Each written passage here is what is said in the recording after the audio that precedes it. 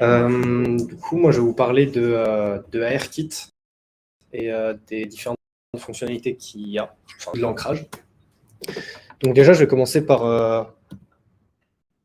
me présenter. Ouais, c'est cool ça. C'est très très cool.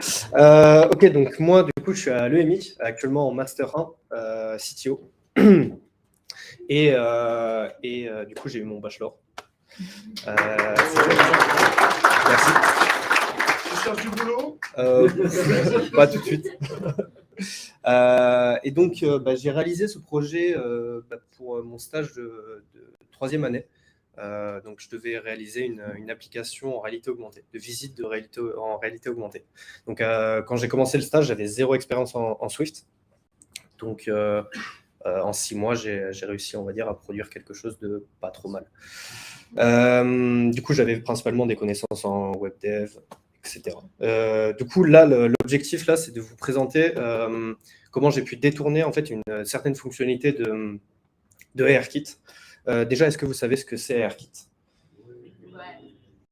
Ok, j'ai vu des noms, donc dans le doute, je vais expliquer. ARKit, c'est une librairie proposée par Apple qui permet de faire des applications en réalité augmentée. Si je grossis vraiment. Donc j'étais dans l'entreprise du coup Novae Memorae.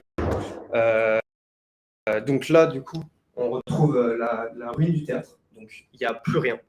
Il n'y a plus rien du tout. Et du coup, mon rôle, c'était vraiment de faire visiter le touriste, parce que du coup, c'est un théâtre qui est en Martinique, avec l'aide du modèle 3D grandeur nature. Du coup, le principal, c'était du coup l'ancrage dans le monde 3D pour qu'il soit précis et orienté. C'est-à-dire que il faut que la taille du théâtre, du modèle 3D du théâtre, corresponde en fait aux ruines du théâtre. Du coup, forcément, la live pour ce genre d'ancrage, c'est par le biais de géolocalisation. Sauf que du coup, le problème de cette solution, c'est il y a une possible erreur de 5 mètres de décalage. Donc, forcément, si le théâtre est décalé de 5 mètres, ça risque de ne pas le faire. La solution recommandée par ARKit pour positionner un node du modèle 3D, c'est par le biais d'une surface plane. C'est-à-dire que, du coup, pour vous expliquer un peu le code, on va dire que le système va prendre une configuration de tracking du monde, donc sous forme de nodes, c'est-à-dire que quand il va voir des éléments, il va positionner des nodes et c'est grâce à ça qu'il va se positionner dans l'espace. Cette configuration, du coup, il va détecter des surfaces planes. Du coup, on peut avoir le choix soit horizontal, soit vertical. Donc là, dans mon cas, je voulais essayer du coup avec des surfaces planes. Et je lance la session. Du coup, suite à ça, je détecte du coup les surfaces planes.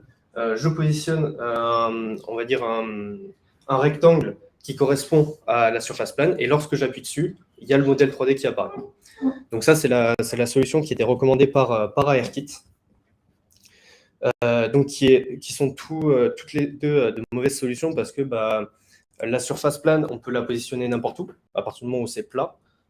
Et la géolocalisation, comme je vous l'ai dit, il y a 5 mètres de marge d'erreur. Donc, j'ai regardé en fait toutes les méthodes d'ancrage de ARKit. Et il y en a une qui était très intéressante, c'était l'ancrage par l'image.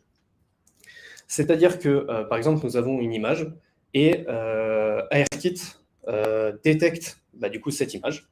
Et grâce à ça, on peut se servir de cette image comme point d'ancrage. Le problème avec ça, c'est que lorsque l'on ne voit plus l'image, l'ancrage disparaît. Donc là, du coup, tout simplement, on réfère des images. Donc on peut en mettre une ou plusieurs. Du coup, dans un bundle. Et donc forcément, s'il ne réussit pas, fatale erreur.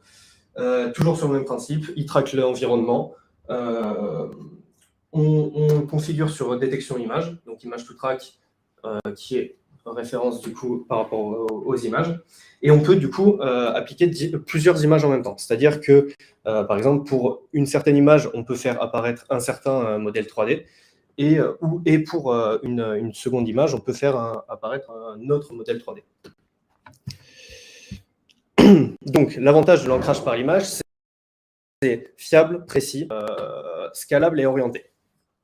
C'est-à-dire que ce que j'ai récupéré de l'ancrage par l'image, c'est l'ancrage, en fait, tout simplement, le point d'ancrage, que j'ai associé en fait au monde 3D, que j'ai enregistré en fait sous forme de lettres. Je l'ai enregistré. Et en fait, grâce à ça, j'ai un positionnement orienté du coup, par rapport à l'image et du coup le modèle 3D qui correspond aux dimensions. Parce que en fait, ce que j'ai fait, c'est l'image du coup va correspondre au plan qu'il y a au centre en fait du théâtre. Donc quand le touriste va scanner en fait le plan, il y a le théâtre qui va apparaître autour de lui. Du coup, c'est l'heure de la démo. J'ai préparé une petite vidéo. Alors, c'est une bêta de chez Beta, mais ça fonctionne. Il manque de l'opti. Du coup, là, j'étais dans les bureaux, j'ai testé. Donc là, c'est n'importe quelle image, hein, c'est vraiment, j'ai testé. Là, on a du coup le modèle 3D qui apparaît autour de nous, et du coup, on peut se déplacer à l'intérieur et le visiter. Voilà. Merci